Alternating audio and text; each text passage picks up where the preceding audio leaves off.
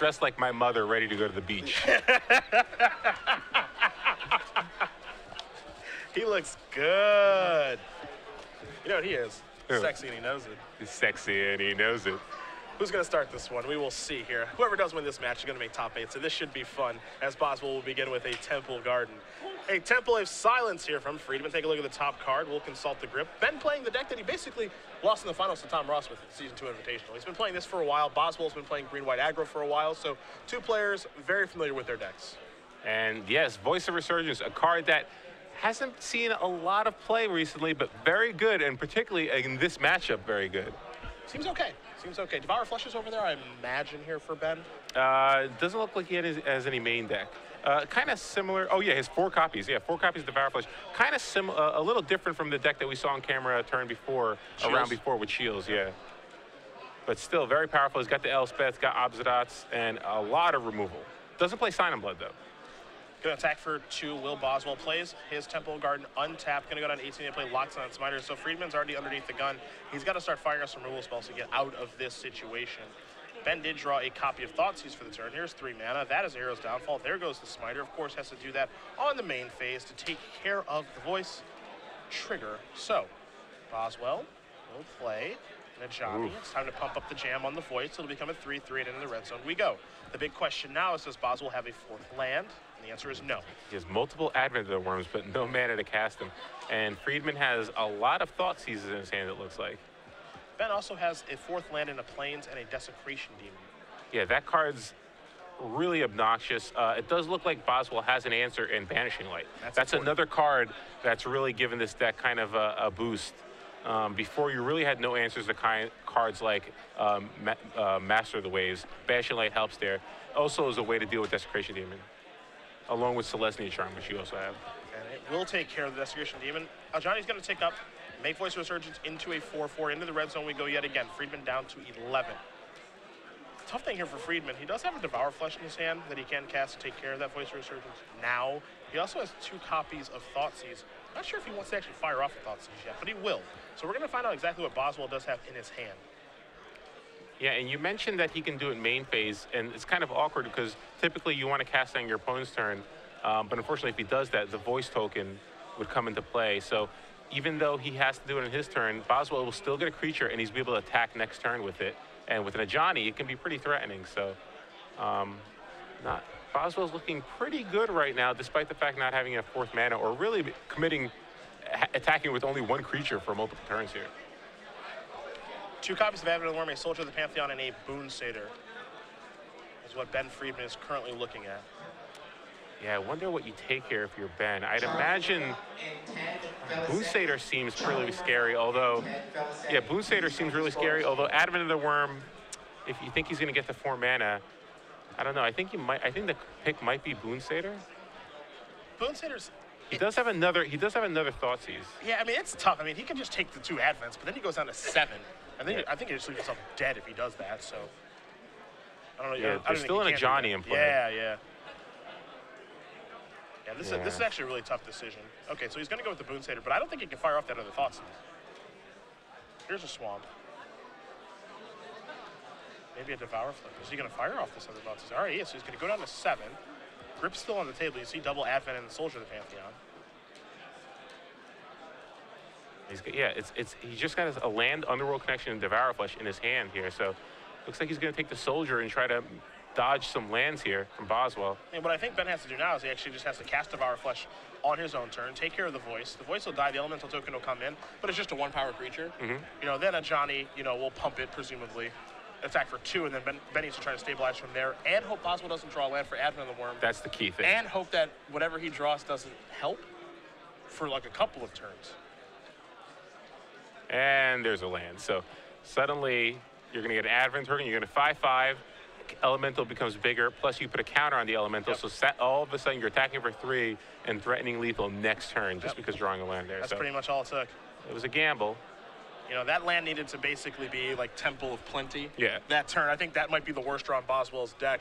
But Andrew did find a land that comes into play untapped, does cast the Advent, and gets the job done.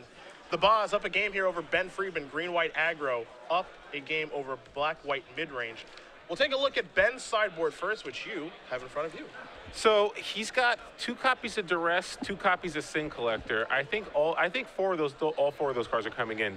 Typically, you see them coming against control decks, but given that you're facing cards like Advent of the Worm, and plus Boswell could easily have more spells after board, like God's Willing. I think I could see those 4 cards coming in. He's got 2 copies of Liliana Vest, which probably not really ideal in this matchup, considering you're playing against Loxodon Smiters. Another copy of Underworld Connections and a Deicide, which I don't think come in. A Banishing Light, 2 Bile Blights, 3 Doom Blades, and 1 Whip of Erebos. It's interesting here. I don't think Bile Blight's that good in this matchup. He does have to face some early creatures, but there are times where it can be not very effective.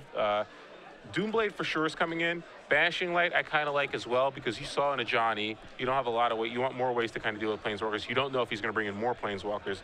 So I definitely like the Doomblade, definitely like the Banishing Light, and I kind of like Duress Sin Collector, because when I was on the green-white side, those are cards that could be kind of annoying, especially if you take my Advent of the Worm. So I would say those 8 cards probably, and then whether or not he thinks Bile Blight could be useful, but I'm not sure I would love it in this matchup. Boswell side, you got 2 God's Willing, the 4th Advent of the Worm, Mistcutter Hydra, 4 Skylasher, 2 Ajani Steadfast, 2 Archangel of Thune, 2 Hunt the Hunter, and then 1 Contestant Tactics. I love the 4th Advent of the Worm. I like the 2 God's Willings. I think those are the easiest places to start. Mistcutter Hydra is actually okay in this matchup. If you speak with Andrew Shroud, as we do on occasion, when he was actually playing green-white at the beginning of the year, when he was still playing in tournaments, he actually had main deck Mistcutter Hydras in this deck, and he would actually leave them in against Black Devotion decks.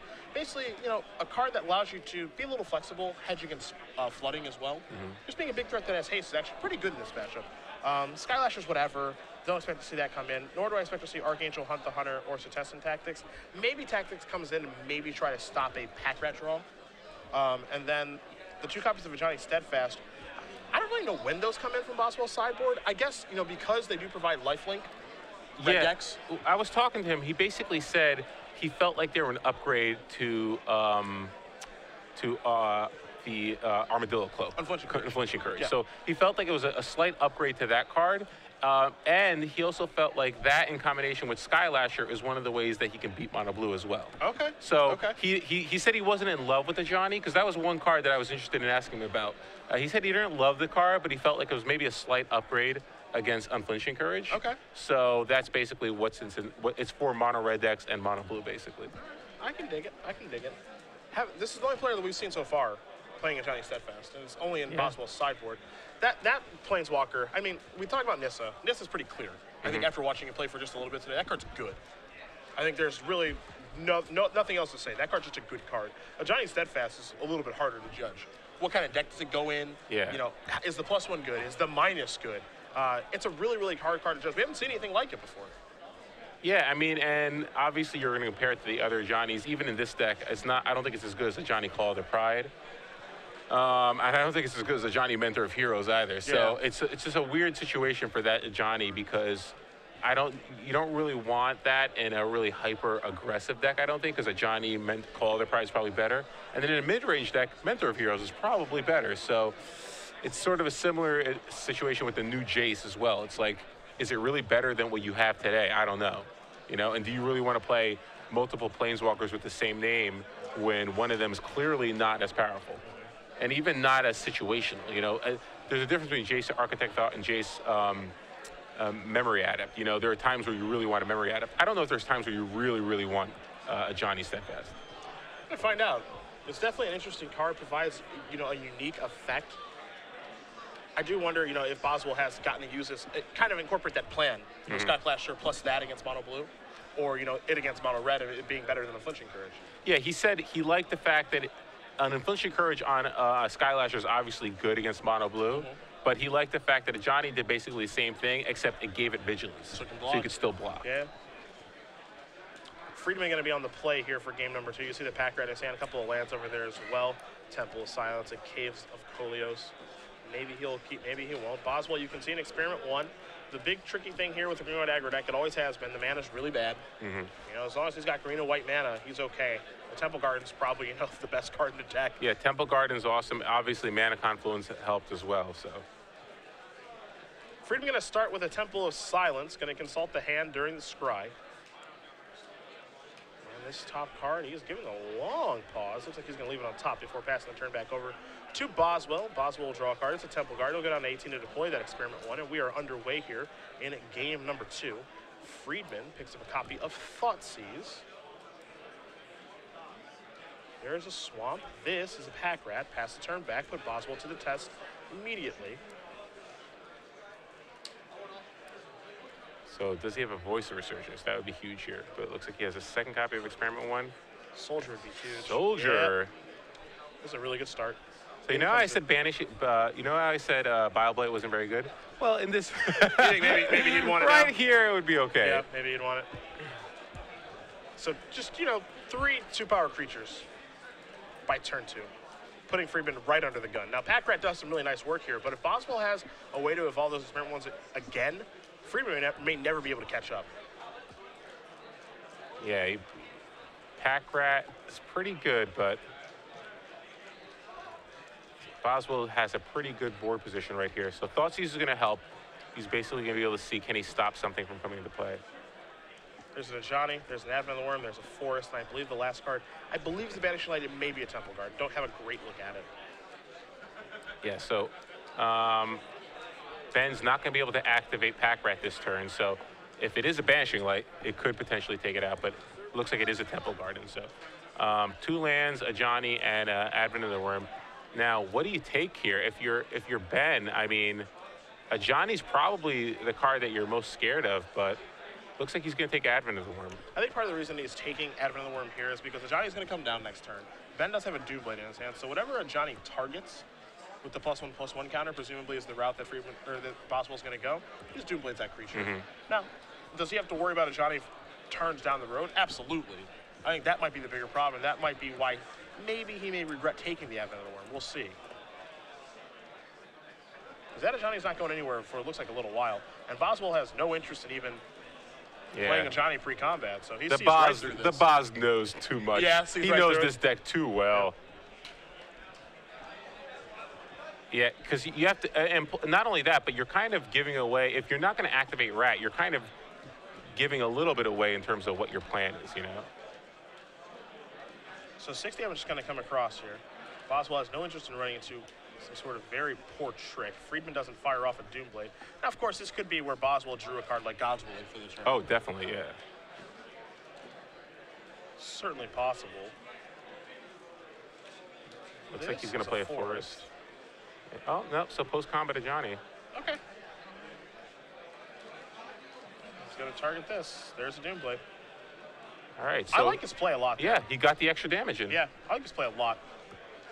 Because even if Boswell, like, if Friedman just fires off a Doomblade during the attack, then Boswell's like, okay, fine. I get my damage in post-combat, pump my guy, pass. Yep. But this way, he actually just got more damage in. So I actually like that play a lot. Pack Rat going to go active here. Going to discard a Godless Shrine to do so. Friedman, you can see a Banishing Light and a land in his hand. So he gets a Rat here and probably going to attack Ajani, so Ajani falls down to 3. He's got a Banishing Light, like you said, and just a land. So not much else. If Boswell can draw an action spell here, he's going to be in a really good shape. And it looks like he does have a God's Willing, so he did draw a God's Willing last turn. Okay. Up to 4, Experiment 1. Going to become a 3/3. I do wonder if we've seen an attack here, if Friedman has any interest in chump blocking. Or he may just try to trade with the Soldier. He may not, he may not even block at all. So this is going to be a similar situation that we saw, I think, Boswell win his first round on camera, where he jumps something with Ajani and has God's Willing to protect it. So next turn could be really good if that Ajani is still in play. Friedman does have a copy of Banish Light in his hand. So maybe he's just saving that to take care of the Ajani. Yeah, that means he won't be able to activate Rat, though. And he's got to be a little concerned, given that they're currently only 2/2s. They basically, you can trade with a Soldier, but then you get eaten up by an Experiment 1, and there's a Mutavault in play, too, so. They're coming this way.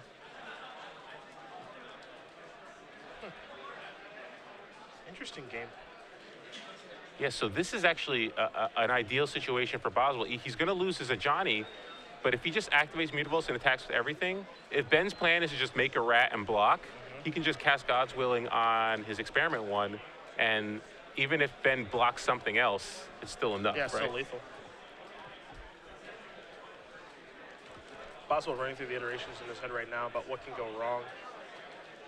He's going to go reaching for some mana here.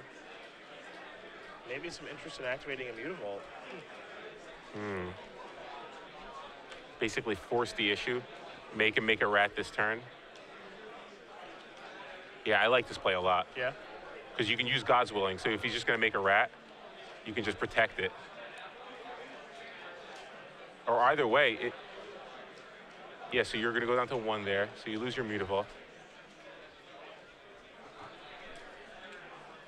So now he loses, he loses his attacker, though. That's the problem. Yeah, so I don't think that Friedman dies this turn. Yeah.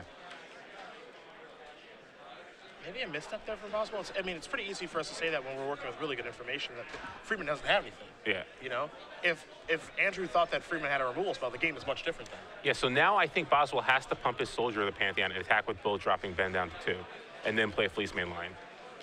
Yeah, so he's basically locked. He's going to lose a creature this turn. Yeah, because he needs to trade with the rat. Yeah. He's forced to. Because I think he has to use the God's Willing to kind of force to get through the rats. Yeah. So this attack is going to put Friedman down to 2. So the question here is, of course, which one does Pack Rat block? Because if he blocks Experiment 1, Ben's like, okay, I'll regenerate, and that's fine. And that's, no, of course, or excuse me, Boswell will regenerate and Ben gets to keep his rat. Yeah. I think you need to trade with a rat. Yeah. I think so. So I think Ben might be, he might just jump in front of the Experiment one to give Boswell the choice, but no, it looks like he's going to put in front of the Soldier of the Pantheon. And now Boswell might be thinking about using God's Willing here and playing a Fleece main line, but the problem there is that if Ben just untaps and makes a rat, or God forbid he draws a Mutavault, suddenly that plant, you still need something to bust through. And Johnny's not quite big enough to jump something yet. Johnny is the -3, I believe. There's God's Willing on the Soldier. So going to get for a black. So he's going to win the fight here. Take a look at the top card. That stayed real fast. He kept it, so. Yeah, here's a Fleece main line. That land's going to immediately tap to pass the turn back. Friedman going to quickly untap. He'll take a draw. Looks like just another land to go on the Banishing Light. Yeah, so he could actually cast Banishing Light here, targeting Experiment 1 or Fleece main line. But then he's only got 2 2/2s in play. So yeah, really tough spot for him. And he's still got the Johnny to deal with. It does make you wonder, right? Was he supposed to take a Johnny or Advent of the Worm? What the thoughts is? Yeah, that Johnny's a huge pain. Look how much time he's had to take dedicating to attacking him. Yeah. You know? There goes a Johnny finally. Boswell said, all right, you know, he did pretty good. Boswell can untap very quickly, take a draw. Everybody's going to come into the red zone. And that is going to do it. Ben Friedman is going to concede the game. The Boz. The Boz does defeat Ben Friedman in the sleeveless mirror. Green-white aggro beating black-white mid-range. Moving on to the top 8. Wow, so 2 rounds in a row, black-white mid-range falls to aggressive decks. First one, Mono Blue Devotion, now green-white aggro. And I got to say,